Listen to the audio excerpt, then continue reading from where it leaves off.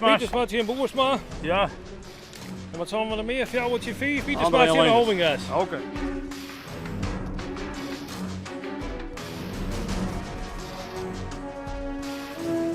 Hij wordt de broederpartij en dit is het 24 hier broederpartij, dus het is de jubileumpartij. En het heeft wat voortvloeid uit, we hebben altijd keerst met alle massa's, de jonge knapen van toe. En we zitten op het terras, wat bier erin kletsen en wat grote worden. Nou, toen we verwierden ze in de Hellingas, dan was de mama Simmerkoor, no? De broeders Simmerkoor. Nou, wij gaan ze toen eraan regen en dat is een min naar zee natuurlijk bij de Hellingas, maar ja. Verweren binnen over het algemeen altijd sterker. He? Dus dat hebben ze eigenlijk jarenlang onjaren gehad, maar dat hindert ik niks. Ze doen nog hun best wel. Ja. Nou, we hebben toen mooi naast zitten. En dat was in 94. En toen hebben we bij Wiep van Wieren terras hebben we leuk zitten. En dan hebben we zo, nou, we hebben wel meer broers. We kunnen het wel wat groter maken. Nou, dan ben ik begonnen met de broederpartij. Richel die haar, Richel die haar! Hey!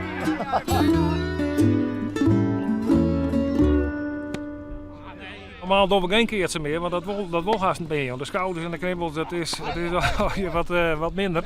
Dus we zeiden, ja, tonnen wat het was. Tjeu de boel, ja, dat wie dan wat rollator sport, dus dat moest nog maar net. Dus we zeiden, nou, teertje, een van de mannen zei teertje. Wat? Zit erin trouwens. Komt er aan de cameraman. Je wil ook de keertsen altijd matronen hoe we net z'n vier erin. Hè? Wij ben ik 50 plus, hè? Dat is op zich wel mooi werk, ja, cijfer. Ja? Ah, super. We zullen gewoon net zo vaak. We wennen in de Noorderprovincie. Dit was een hele Fries, maar nee, het gaat super. Het gaat super, ja. Niks mis mee. Maar hoe is de taakverdeling dan?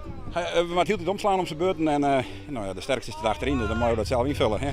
Dus dat zit er vaak in, dat weet je ook wel natuurlijk dan. Hè. Hoe gaat het? Nou, wel aardig. Beetje stevig. Ja? Ja.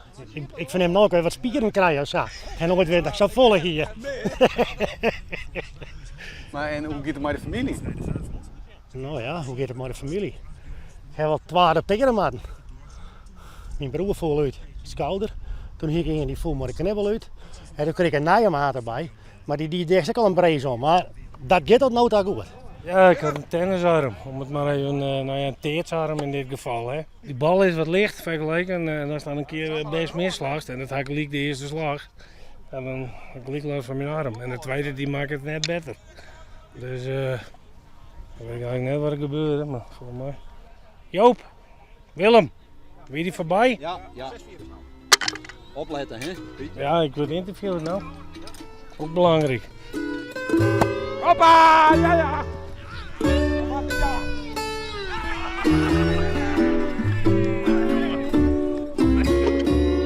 Bedankt. Gefeliciteerd. Bedankt.